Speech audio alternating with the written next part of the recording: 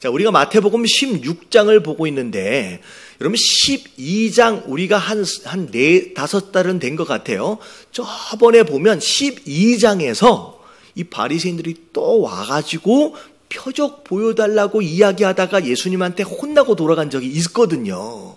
근데 또다시 와서 다시 표적을 구하는데, 그때 12장에 있었던 사건과 오늘 16장에 있었던 사건은 차이가 뭐냐면 찾아온 사람들의 구성원이 달라요.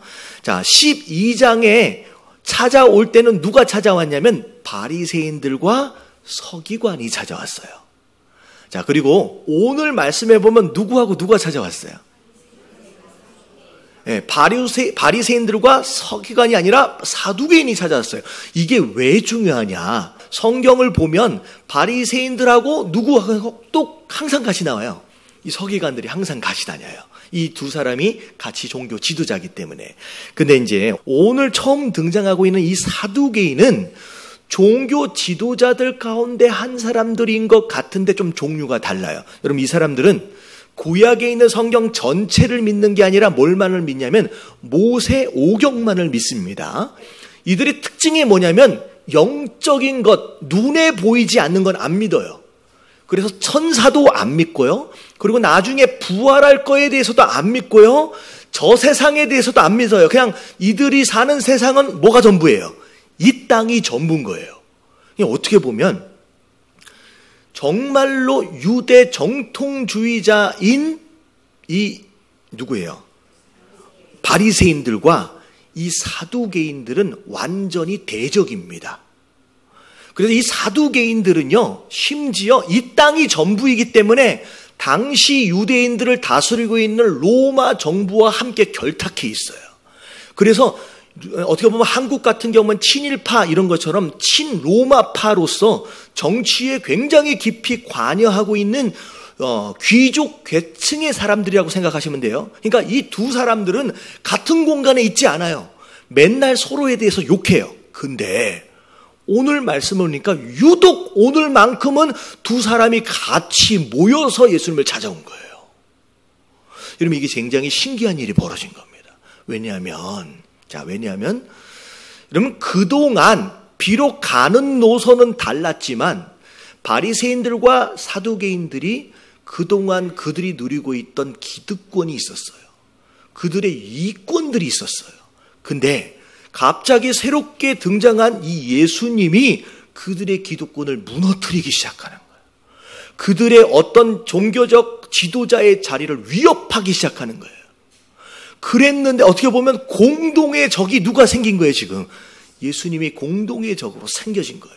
그래서 이 두 사람이 합쳐서 지금 예수님을 찾아오게 된 겁니다. 그래서 오늘 말씀을 통하여서 우리가 첫 번째 알아야 될 하나님 주신 메시지가 뭐냐? 자, 다 같이 한번 읽어볼게요. 시작. 잘못된 목적을 위한 협력은 야합이다. 같이 마음을 모아서 함께 찾아온 이 바리새인들과 사두개인들, 이 모습을 보면서 우리가 알아야 될 게 뭐냐? 자, 보세요. 여러분, 마음을 모으고 힘을 모으는 것은 좋은 일이에요. 근데 언제나 좋은 일이냐라고 하는 질문에는 그렇다라고 얘기하기 어렵겠죠. 자, 우리가 마음을 모으고 힘을 모은다라고 했을 때 주로 자주 인용하는 말씀이 있어요. 여러분, 이 말씀 아실 거예요. 다 같이 한번 읽어볼게요. 로마서 8장 28절 시작.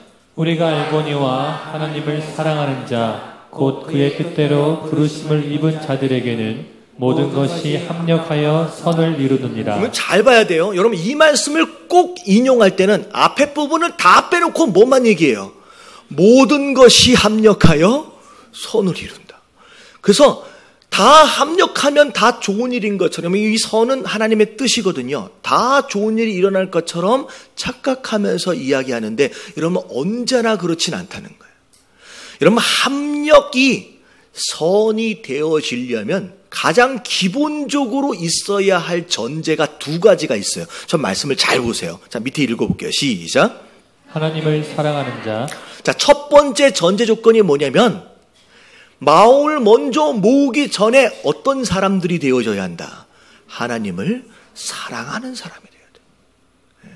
하나님을 사랑하는 사람이 되어질 때 그때 합력이 선이 되어져요. 자, 두 번째 조건. 자, 같이 한번 읽어볼게요. 시작. 그의 뜻대로 부르심을 입은 자. 자, 누구의 뜻대로예요? 하나님의 뜻대로예요. 자기의 뜻을 이루기 위해서 모여 있는 게 아니다라는 거죠. 근데 이게 오늘 말씀을 보면 이 바리새인들과 서기관들은 누구의 뜻을 이루기 위해 모였어요? 자기의 뜻이에요. 그동안 자기가 누렸던 기득권과 그 이권들을 그 종교적 어떤 가치와 기도적인 어떤 위신과 어떤 존경과 이런 모든 것들을 지금 예수님이 뺏어가니까 그것의 위협을 느끼는 가운데 그것을 다시 되찾아와야 되겠다라고 하는 다른 마음으로 지금 예수님께 찾아가고 있다는 거죠. 여러분, 이게 하나님의 뜻이 아니다는 거예요. 근데 여러분, 이게 이제 어떻게 보면 선을 이루기 위해서 가장 중요한 전제 조건이 이 두 가지인데, 자, 생각해 보세요. 교회를 어렵게 만들고 힘들게 만드는 사람들을 찾아가 보세요. 하나님을 사랑하느냐, 교회를 사랑하느냐 물어보면 다 한결같이 뭐라고 대답할 것 같아요? 그런 분들 못 만나보셨어요? 그러면 이들한테 사두개인들하고 바리새인들에게 물어봐요. 그러면 이들이 하나님을 사랑한다라고 얘기할까요? 나는 하나님 미워한다고 얘기할까요? 그러면 다 하나님을 사랑한다고 얘기해요. 다 교회를 사랑한다고 얘기한다는 거예요. 심지어 지금 모여있는 이 목적이 하나님의 뜻을 위한 것이냐 당신의 뜻을 위한 것이냐라고 물어볼 때 다 하나같이 뭐라고 얘기할 것 같아요? 다 하나님의 뜻을 위한다고 얘기할 것 같아요. 그렇다는 거죠. 그러면 스스로 착각하신 것일 수도 있고 심지어 우리가 이게 진짜인지 아닌지를 어떻게 분별할 것이냐라고 하는 게 굉장히 중요해요. 자, 어디에 해답이 있느냐? 자, 오늘 8장 28절에 이 말씀이 있기 전에 어떤 말씀이 전제되어져 있느냐를 보면 우리가 다 이 해답이 나와요. 자, 로마서 8장 26절부터 27절까지 같이 한번 읽어볼게요. 시작. 이와 같이 성령도 우리의 연약함을 도우시나니 우리는 마땅히 기도할 바를 알지 못하나 오직 성령이 말할 수 없는 탄식으로 우리를 위하여 친히 간구하시느니라. 마음을 살피시는 이가 성령의 생각을 아시나니 이는 성령이 하나님의 뜻대로 성도를 위하여 간구하심이니라. 여러분, 이걸 자세하게 설명하면 오늘 또 뭐 1시간 걸릴 거예요. 그래서 제가 간단하게 설명하면 뭐에 대한 내용이냐? 기도에 대한 내용이에요. 자, 무엇으로 기도하는 거? 성령으로 기도하는 거. 그냥 내 마음대로 내 뜻을 이루기 위해서 기도하는 게 아니라 내주하고 계시는 그 성령이 우리를 대신하여 기도하시는 그 성령 기도를 얘기하는 거예요. 다시 말하면 진짜 하나님을 사랑하는 자인지 진짜 하나님의 뜻을 구하는 자들인지를 분별하려면 그들이 모이기 전에 뭐 하는지를 보면 알아요. 기도하는 걸 보면 안다는 거예요. 여러분, 기도하지 않고 하나님을 분별할 수 있다라고 하는 것은 착각이에요. 여러분, 거짓말이에요. 여러분, 깨달아지시길 주님의 이름으로 축원합니다. 진짜 하나님을 사랑하고 교회를 사랑한다라고 한다면 먼저 그것을 위해서, 하나님을 위해서, 교회를 위해서 뭐 하는 자가 되어줘야 한다. 여러분, 기도하는 자가 되어줘야 한다. 여러분, 기도하지 않고는요 하나님의 뜻을 분별할 수가 없다라는 거예요. 그래서 여러분, 예담교회는 여러분 이렇게 정하시면 돼요. 이런 목장 모임이 되었던 그 어떤 모임이 되었던 무조건 모이기 전에 뭘 먼저 해라? 그럼 기도 먼저 해야 돼요. 이런 기도하지 않으면 그 모임이 누구의 뜻으로 가버릴 수 있어요? 내 뜻으로, 사람의 뜻을 이루는 쪽으로 갈 수 있어요. 그건 누구나 마찬가지다라는 거예요. 여러분, 깨달아지시길 주님의 이름으로 축원합니다. 옆에 계신 분들에게 이야기 좀 해주세요. 기도해야 한답니다. 시작. 여러분, 기도하지 않으면요 여러분 스스로 막 열심히 뭔가를 하는 것 같은데 오히려 그것이 하나님 나라와 교회에게 해로움이 되어질 수 있다라고 하는 거 여러분 깨달아지시길 주님의 이름으로 축원합니다. 자, 그리고 두 번째 메시지 같이 한번 읽어볼게요. 시작. 시대의 표적을 분별할 줄 아는 것이 지혜다. 네. 사두개인들과 바리새인들이 와서 표적을 보여주십시오 라고 얘기했더니 예수님이 뭐라고 설명하시는지를 보면, 자, 너희가 저녁에 하늘이 붉으면 날이 좋아진다는 얘기예요. 다음 날. 그리고 아침에 하늘이 붉으면 저녁 때 흐려진다는 얘기다. 그러니까 너희가 그런 날씨에 대하여 분별할 줄 알면서 어떻게 종교 지도자들이다라고 하는 사람들이 뭘 본다는 거예요? 시대의 표적을 어떻게 분별하지 못하느냐는 거죠.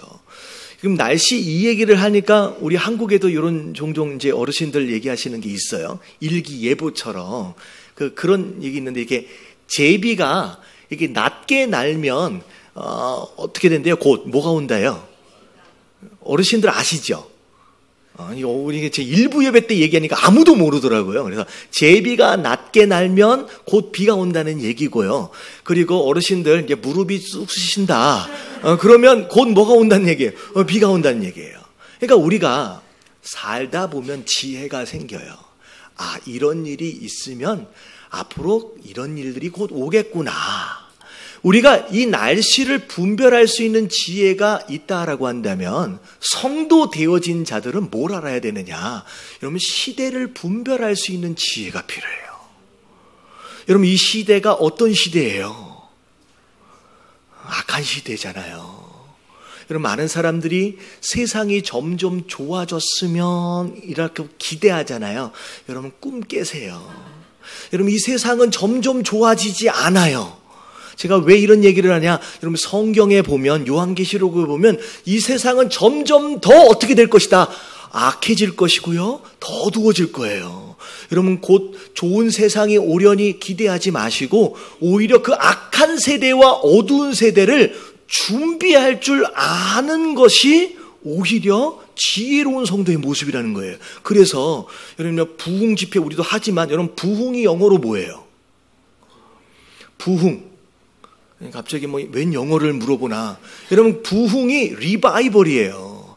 리바이벌이라는 단어를 많이 썼는데요. 여러분, 사실 이 시대는요, 이제 부흥을 기대할 수 있는 시대가 아니야. 리바이벌을 기대할 수 있는 시대가 아니라 뭘 해야 돼요?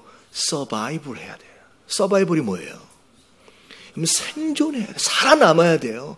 점점 어두워지고 점점 악해지는 이 시대 가운데 오히려 내가 끝까지 주님 오시는 그날까지 신앙을 지켜서 살아남는 게 중요하다는 거예요.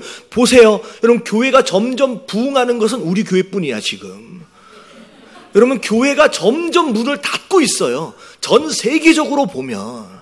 여러분, 그 시대를 살면서 여러분 끝까지 살아남으시길 주님의 이름으로 축원합니다. 그래서 제가 두 가지만 말씀드릴게요. 여러분, 심판을 준비해야 되는데 좀 두 가지를 준비해야 돼요. 여러분, 이 예배 가운데 내가 이 두 가지 가운데 어디까지 준비했는지를 보세요. 첫 번째, 자, 다 같이 시작. 구원을 위해 믿음을 준비하라. 여러분, 구원받길 원하시는 분 아멘 하십시다. 여러분, 이걸 위해선 반드시 뭘 준비하라? 여러분, 믿음을 준비하라. 여러분, 교회를 다니고 있다고 다 구원받는 게 아니에요. 보세요. 나중에 설명을 드릴 텐데 10처녀의 비유를 보면 전부 다 누굴 기다리고 있었어요? 다 신랑을 기다리고 있었어요. 그리고 손에는 다 뭘 들고 있었어요? 등불을 다 들고 있었어요. 여러분, 등불을 들고 신랑을 기다리고 있다라고 하는 것은 교회를 다니는 사람이에요? 안 다니는 사람이에요? 다니는 사람이에요. 눈에 보이는 등불은 우리가 겉으로 보여지는 종교적 행동들을 얘기하는 거예요. 다 있어 보이는 거예요. 근데 중요한 건 누구만 함께 잔치에 들어가느냐. 그 등불 안에 뭘 준비한 사람? 기름을 준비한 자만이 잔치에 참여하는 거예요. 기름을 준비하지 않은 5 미련한 처녀들은 어디를 갑니까? 여러분, 바깥에서 이를 갈게 된다. 슬피 이를 갈며 온다라고 얘기하는 거예요. 여러분, 교회에 나와 있다라고 하는 것은 이미 뭘 준비한 거예요? 여러분, 등불을 이미 준비한 거예요. 등불은 이미 있는 거예요. 그러니까 중요한 건 뭐냐면 이 안에 뭘 담아야 돼요? 기름을 담아야 돼. 그 기름이 뭐냐? 믿음이에요. 여러분, 믿음을 준비하시길 주님의 이름으로 축원합니다. 믿음이 준비되고 난 뒤에 자, 이제 끝났다. 야, 천국 간다. 여러분, 이걸로 끝이 아니에요. 두 번째 준비할 게 있어요. 다 같이 한번 읽어볼게요. 시작. 상급을 위해 행함을 준비하라. 네. 여러분, 하나님께서 천국에 우리를 맞아주실 때 주시고 싶은 상급이 있어요. 면류관이 있어요. 근데 그건 뭘로 받아요? 행함으로 받아요. 우리가 하나님의 뜻을 따라서 선행한 것으로 말미암아 상급을 우리가 누리게 된다는 거예요.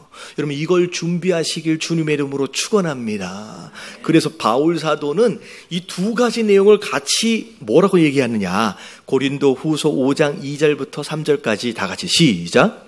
참으로 우리가 여기 있어 단식하며 하늘로부터 오는 우리 처소로 덧입기를 간절히 사모하노라. 이렇게 입음은 우리가 벗은 자들로 발견되지 않으려 함이라. 네, 참으로 우리가 성도 되어진 자들이에요. 여기에서 어디예요? 이 땅에서예요. 이 땅에서 탄식하기까지 하면서 하늘에서부터 오는 그 처소를 덧입기 위해 어떻게 한다? 간절히 사모하는 마음으로 그렇게 신앙생활을 한다는 거예요. 어떻게 되지 않으려고? 이렇게 이 부분 우리가 벗은 자들로 발견되지 않게 하려 한다. 다시 말하면 심판대 앞에서 우리가 벌거벗고 있게 되면 어디를 가는 거예요? 지옥 가는 거예요. 하나님께서 우리에게 입혀주실 그 옷, 새로운 처소를 위해서 이 땅을 여러분 제대로 살게 되길 주님의 이름으로 축원합니다. 자, 마지막 세 번째입니다. 자, 오늘 가장 중요한 핵심일 것 같아요. 3번 같이 한번 읽어봅니다. 시작. 악하고 음란한 세대의 삶을 멈추어야 한다. 자, 오늘 또 표적을 구하면서 오는 이 바리새인들과 사두개인들을 향하여서 뭐라고 얘기하시냐? 악하고 음란한 세대래요. 악하고 음란한 세대래요. 그러고 나서 예수님 뭐라고 말씀하시느냐? 내가 너희들에게 보여줄 수 있는 마지막 표적은 뭐다? 요나의 표적이래요. 여러분, 요나 스토리를 보면 요나 선지자거든요. 나중에 이제 하나님 피해서 다 도망갔다가 물고기 뱃속에 갇혔다가 며칠 있었어요. 3일 동안 있다가 이제 나중에 나오게 됩니다. 여러분, 이 요나의 표적이라는 것은 예수님께서 곧 십자가에 못 박혀 돌아가시고 무덤에서 며칠 있으세요? 3일 있으실 거예요. 3일 후에 다시 부활하시게 될, 정말 우리의 죄를 위하여 그 구원자로서의 마지막 남겨진 그 사역을 완성하시는 바로 그 표적, 그 표적이 너희가 봐야 할 그 마지막 표적이다 라고 말씀하시는 거예요. 그러면서 자, 우리가 이제 여기서 우리가 알아야 될 내용이 뭐냐면, 예수님께서 이들을 악하고 음란한 세대라고 불렀잖아요. 여러분, 이 악하고 음란한 세대의 특징이 있어요. 자, 이제 고린도전서 1장 22절에 보면 자, 뭐라고 나와 있느냐? 다 같이 시작. 유대인은 표적을 구하고 헬라인은 지혜를 찾으나. 여러분, 이게 악하고 음란한 세대의 특징입니다. 저 유대인들은 뭘 구해요? 이적과 기적, 표적 같은 걸 막 구해요. 왜 이게 악한 세대의 특징이 되어지느냐? 여러분, 기적도 지혜도 이 어떤 것도 이것들에 합당한 열매들이 있어요. 이 열매가 없이 표적만을 구하고 열매가 없이 지식만을 구한다라고 한다면 이게 악한 세대의 이 특징이 되어진다는 거죠. 그래서 자, 우리가 열매를 알아야 돼요. 자, 두 가지만 설명을 드릴게요. 첫 번째, 자, 표적에 합당한 열매가 뭐냐? 다 같이 읽어볼게요. 시작. 표적에 합당한 열매는 회개이다. 하나님께서 표적을 허락하시는 이유는 뭐하게 하시려고? 죄를 깨닫고 돌이키도록 하시기 위해서 표적을 주시는 거예요.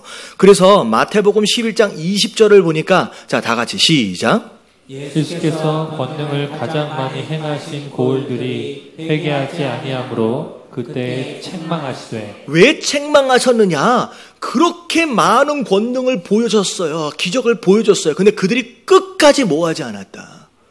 회개하지 않았다. 여러분, 회개하지 않는 표적은요, 여러분, 오히려 신앙의 독이 되어집니다. 마치 대단한 무엇인가가 내 안에 들어와 있는 것처럼, 마치 자기가 하나님이 된 것처럼 이런 식으로 착각하게 되는 거예요. 하나님께서 특별하게 그런 메시지들이나 환상들을 보여주신다. 그러면 하나님 뭐 하란 얘기예요? 누가 해결한 얘기예요? 남 얘기하지 마세요. 자꾸 뭘 봤는데 당신 회개하십시오. 이거 하지 마시고 보여주신 바로 그 사람이 회개하라는 얘기예요. 할렐루야. 여러분, 회개가 없는 표적은 오히려 우리 신앙을 무너뜨려요. 자, 그리고 두 번째, 지혜의 말씀에 합당한 열매는 뭐예요? 순종이에요. 여러분, 순종이 없이 지식만을 쌓아가는 사람들은 여러분 굉장히 위험한 사람이 되어버립니다. 큰일 나는 거예요. 여러분, 말씀을 허락하시는 이유는요, 뭐 하란 얘기예요? 그 말씀 가지고 순종하란 얘기예요. 제가 우리 여자분들 많은데 여자분들이 제일 싫어하시는 이야기가 군대 이야기하고 축구 이야기를 하는데 이제 군대 얘기를 잠깐 할게요. 제가 이제 군대에서 훈련소에서 훈련을 받고 자대 배치를 딱 받으려고 하니까 그 고참들이 군기를 잡는다고 얼마나 무섭게 하는지, 이게 무섭게 하니까 긴장이 돼가지고 이 소화 기관이 다 멈춰버렸어. 그래가지고 제가 일주일 동안 화장실을 못 갔어요. 남의 이야기라고 별로 이렇게 일주일 동안 못 해보신 적이 있으세요? 그러니까요. 먹기는 신병이라고 먹기는 엄청 많이 줘요. 이만큼씩 주거든요. 다 먹어야 돼. 남기면 혼나요. 먹기는 엄청 먹는데 이게 배설이 안 되니까요. 배가 터져 죽겠더라고. 그래서 실제로 제가 인터넷을 찾다 보니까 대변을 보지 못해서 죽은 사람이 있더라고요. 먹기는 많이 먹는데 순종으로 배설이 안 돼. 그러면 어떻게 돼요? 이 안에 쌓이기 시작하는 거예요. 그러면 쌓이면 오히려 말씀이 내 안에서 뭐가 되어져요? 독이 되어져요. 그럼 죽는 거예요. 여러분, 순종이 없는 제자 훈련은 이건 망하는 길이에요. 여러분, 내가 오늘 말씀을 들었다라고 한다면 내가 일주일 동안은 무엇에 순종할지를 찾아야 돼요. 여러분, 순종하지 않고 계속 말씀을 들으면요, 이 안에서 쌓여서 독이 되어집니다. 특별히 예담교회는요, 말씀 자체가 양이 많아요. 이 주일날 1시간씩 설교하는 데가 어디 있습니까? 근데 이 많은 양들이 들어와서 순종으로 배출이 안 되면요, 다 썩는다는 거예요. 여러분, 순종할 걸 찾아서 행하시길 주님의 이름으로 축원합니다. 그래서 마지막 마태복음 우리 7장에서 봤어요. 자, 다 같이 24절 시작. 그러므로 누구든지 나의 이 말을 듣고 행하는 자는 그 집을 반석 위에 지은 지혜로운 사람 같으리니. 예수님이 얼마나 좋은 말씀을 들려주셨을까. 근데 그 말씀을 아무리 많이 들었다라고 할지라도 뭐 하는 자가 되어져야 된다.